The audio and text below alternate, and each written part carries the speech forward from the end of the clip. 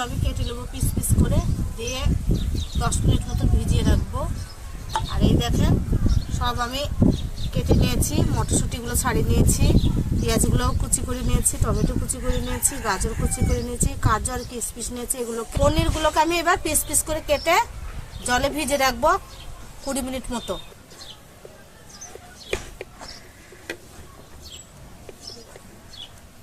আমার সব কাটা হয়ে গেছে, এরকম চার কোনা করে সব কেটে ফেললাম।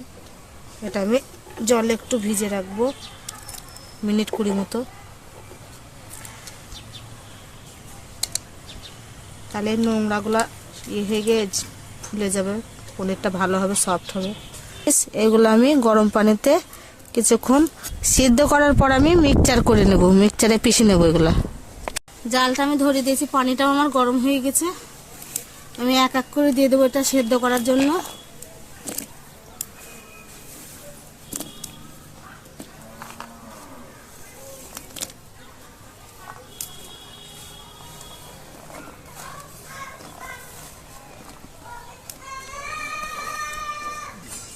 মটরশুঁটি দেওয়া হয়ে গেছে, এবার আমি পেঁয়াজগুলো দিয়ে দিচ্ছি।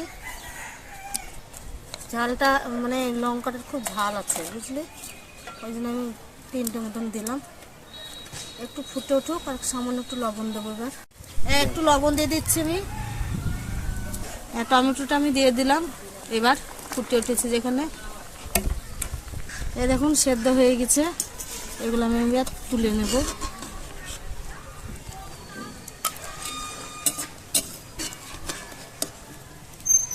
কত সুন্দর লাগছে দেখতে বল। হ্যাঁ, সমস্ত এগুলো তোলা হয়ে গেল।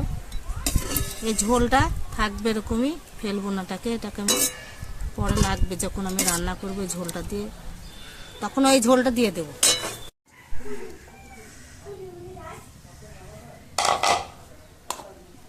সমস্ত সবজিগুলো আমার দেওয়া হয়ে গেছে।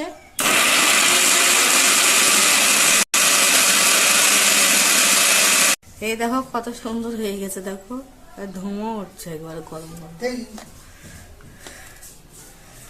হ্যাঁ, আমি কড়াই বসিয়ে দিয়েছি, এবার আমি সরষের তেল ঢেলে দেব, কারণ আমরা ঘরোয়া পদ্ধতিতে করছি তো। তেল গরম হয়ে গেছে, আমি পনিরগুলো এবার দিয়ে দেবো।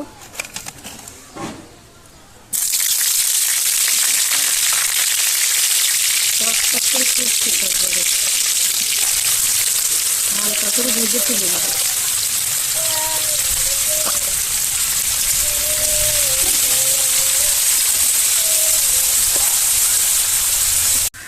এই দেখো ভাজা ভাজা হয়ে গেছে, এবার আমি তুলে ফেলবো পনিরগুলো।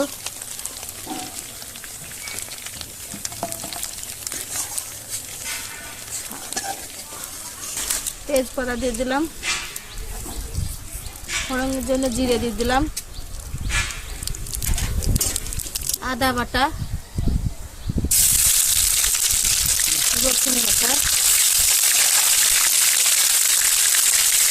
হলুদ গুঁড়ো, অল্প একটু লবণ দিয়েছি, কারণ সেদ্ধর সময় আমি অল্প লবণ দিয়েছিলাম। আপনারা আপনাদের স্বাদ মতো দিয়ে দেবেন।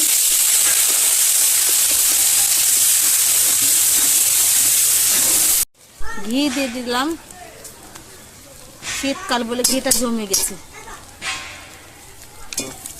হ্যাঁ, মশলাটা আমার ভাজা ভাজা হয়ে গেছে, আমি এবার এটা দিয়ে দেবো। সবজির যে পেস্ট আমি করেছিলাম সেটা ঢেলে দিলাম। সেদ্ধ করা সবজির সে জলটা আমি রেখে দিয়েছিলাম, ফেলিনি, ওটাই আমি ধুয়ে দিয়ে দেবো।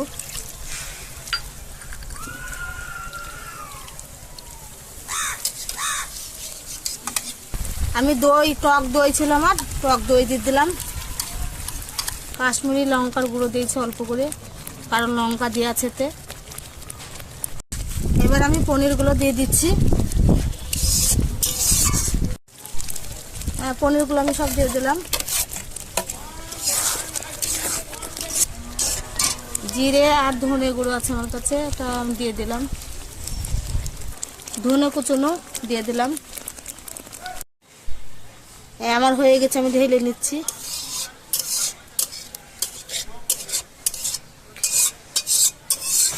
সবজি পনিরের তরকারি আমি রেডি করে ফেলেছি। এই দেখো কত সুন্দর হয়েছে, দেখো একবার। এই দেখো এগুলো পনির। এই তরকারিটা রুটির সঙ্গে বেশি ভালো লাগবে। তোমরা রুটি দিয়ে খাবা, ভাত দিয়ে খাবা, যার যেটা মন সেটা দিয়ে খেবে, কিন্তু রুটি দিয়ে সব থেকে সুন্দর লাগবে খেতেটা। টেস্ট করে দেখি কেমন লাগছে। গরম আছে কিন্তু।